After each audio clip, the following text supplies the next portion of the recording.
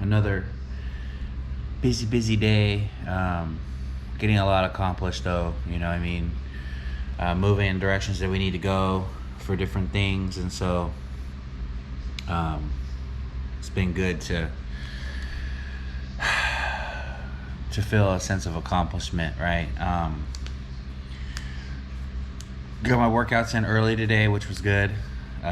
Always love when that happens because, it's now 10:15. That's because we had somebody at our house that we enjoy, so we weren't going to necessarily just throw people out of our home. But my video could have been done an hour ago if I had the opportunity, right? So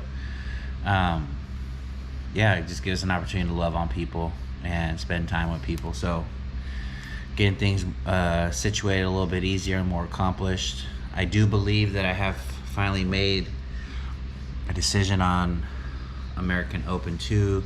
I've been kind of wrestling with the idea if I was going to compete in it or not. I don't think I will this year. I have to figure out what I'm doing with my life, right? Not really in that sense, but I don't want to quit, but I'm not really looking to compete, especially with quarterly being the same weekend. It's just too much happening. Not going to get the rest that I need, and I just can't do it. So I'm not going to compete. And it's like 14 days away, so not ready for it physically. So it's just better not to do it altogether. Though I had been planning on that one all year, and just I never put life together to be able to train the way I needed to. So not going to do it. Just gotta let my coach know for sure. But this morning or this afternoon, I had posted on my Facebook page, what does gratitude look like? And I actually said describe it. And I got a little bit of engagement on this one, especially for as late as I put it up.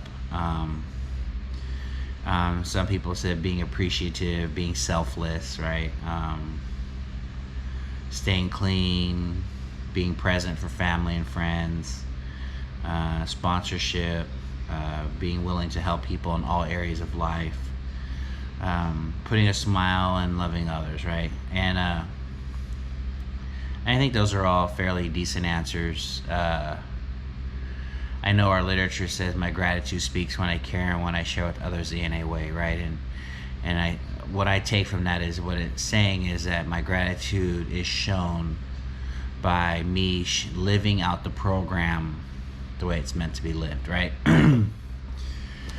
One of the things that Wes Watson always said is gratitude is shown in our results, and I 100% agree, right? For a long time, I also thought my actions spoke for my gratitude, but I think we could spin wheels all day long and not really do anything but say we're showing our gratitude and nothing's getting accomplished. We're just kind of always doing it or something. And I think that gratitude actually, for me at least, is me completing a task with excellence. And the only way we can do it with excellence is to do it with excellence too, right? So my gratitude, the more grateful I am for something, the more perfect I'm gonna try and accomplish it, right? And that's why I say my gratitude is the result being performed with excellence, right? Because I think the more that I love or cherish or grateful for something, the way it determines the way I'm going to handle it, right? And when I handle it as careful as possible, because I don't want it to mess up, right? Because I'm grateful for it. Ultimately, when I get done with it, it's still going to be in its perfect condition. I was really grateful for my Beat headphones, right? The very first pair I ever got. And it was the studio ones, the $400 ones at the time. And every day that I would wear them, I would wipe the leather down because the earmuffs were leather. So I'd wipe the leather every time. I would fold them back up. I'd put them in their bag, and I put the bag back in the case, back in the box that it came with. If I started to get a little sweaty, I would take them off because I didn't want to mess them up, right? There was a gratitude shown. They still, outside of the the fake leather on the top peeling, because just from over time, they're in perfect freaking condition. They look like they could be sold still, right? And that was shown because I was so grateful for the gift that I didn't want anything to go wrong with it, right? And still, the finished product of it, right, is that they're still in perfect condition. Same with the car my wife bought me when I took the job in Hanford. We got a Civic Type R, and I had a car cover for her, and I put it to bed every night and give her a kiss, right? And like when I traded her in to get my wife's Lexus, the car only had 12,000. Like, I literally only drove it for what was necessary. Outside of that, I drove other vehicles because I didn't want to put unnecessary miles on the car, because I was so grateful for it. I didn't want to mess it up, right? And I'm sure there's some people who are going to argue, no, gratitude is shown in how much you use something, right? Like, the more grateful you are, the more you're going to use it. But like, for me, gratitude is shown by me taking care of it to an extreme, right? Like, to have it for excellence, to keep it for as long as I can. And so what are the areas of my life that I'm what my gratitude speaks, right? That I'm grateful for. And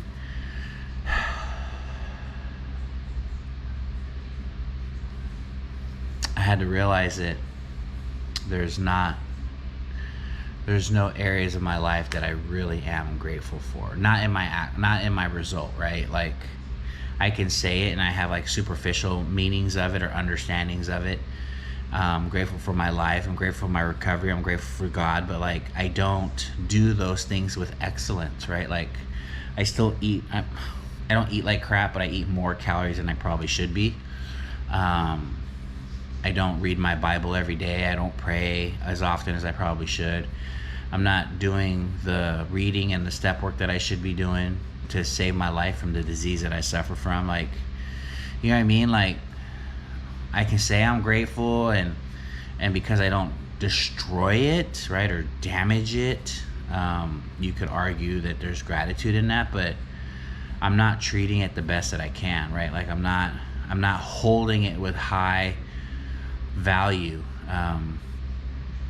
I just don't do anything to destroy it, right? And so, like, I need to get better at that, right? And that's like one of these things that these videos do, is they remind me, they make me mindful of the things that I need to be addressing and working on. Ultimately, I want to live life to the fullest, right? I want to end my life with no regrets, right? I want to be the best man that I can possibly be. Like, I want to be the most help for my family and the greatest inspiration to people that are around me that I can be. But the only way I can do that is to live differently. So I've stopped the sugar thing. My expectation is to be 10% body fat by the end of the year and keep it that way. Like, never to get fat again. Like, never be ungrateful for the body God has given me. Because when I abuse it, I'm not showing gratitude for it, right? I'm showing like a lack of love and a lack of gratitude, a lack of discipline, all these things that go with being fat and overweight and obese. And that's one of the things that I've been all my life, and I can make excuses like, oh, this is the way I've always looked, this is the way I always have been. But like, it's because I've always been an ungrateful person for the gift God has given me in this body, right? Because it does amazing things. Like, I said yesterday, like, I am better than most in most things, right? Like, I'm pretty athletic, and even at 43 years old, like, I still can lift a lot of weight, and I can work out really hard, and I can play games to the best, with the best of them still, you know what I mean? Like, but yet I don't take care of it like I should, and I don't try to keep it in the best shape possible by keeping my mind sharp and keeping my recovery up and moving along a spiritual path with Jesus and as my Lord and Savior, and knowing His Word, knowing His character more. Like, there's areas that I fall very, very short in, and I don't think gratitude is making excuses for me. I think gratitude is acknowledging that there's shortness in them, but doing something about it. Like I said yesterday, right? Like, it's okay not to be where you should be, but you can't stay there, right? Like, you cannot stay in failure or disappointment or whatever you're experiencing, right? Like, shoot, I would even argue you can't stay in trauma, right? Like, get into the solution, right? Be moving forward. Like, don't allow the experiences and the traumas to keep me captive and define who I am. They don't, right? What defines who I am is what I do today and where I'm going. And so, like, I want to get better. I did get a text today asking, we had this Tuesday night Bible study, and looking forward to getting that going again. And I need to send out a text to the group and let them know, like, here's where we were when we finished, and so let's pick up where we left off and keep moving forward. So there's lots of great things happening around me, and I love the awareness that I'm coming into of myself. I just need to stop becoming aware and start taking action, right? And so I know there's only so many hours in a day, but like I've been talking about too, is I need to start pruning things out of my life in order to get to the place that I want to be. So grateful to be clean. I'm grateful to have salvation with Jesus, and the work that he did on the cross for my sins. Grateful to have the people in my family that I do, and I'm grateful for all the blessings that God bestows upon me. But the question I have to constantly ask myself is, but how am I treating those things, right? Like, how am I ending them well? And I'm not, right? Like, I'm just doing it better than most, and that's not okay. It's not sufficient. So I just wanted to, reach out right now and just let everybody know what's going on, kind of things I'm thinking about, processes that I'm in. We're going to be 10% body fat. We're still working out hard every day. Getting the bodybuilding in. I need to get better with my Olympic lifting stuff.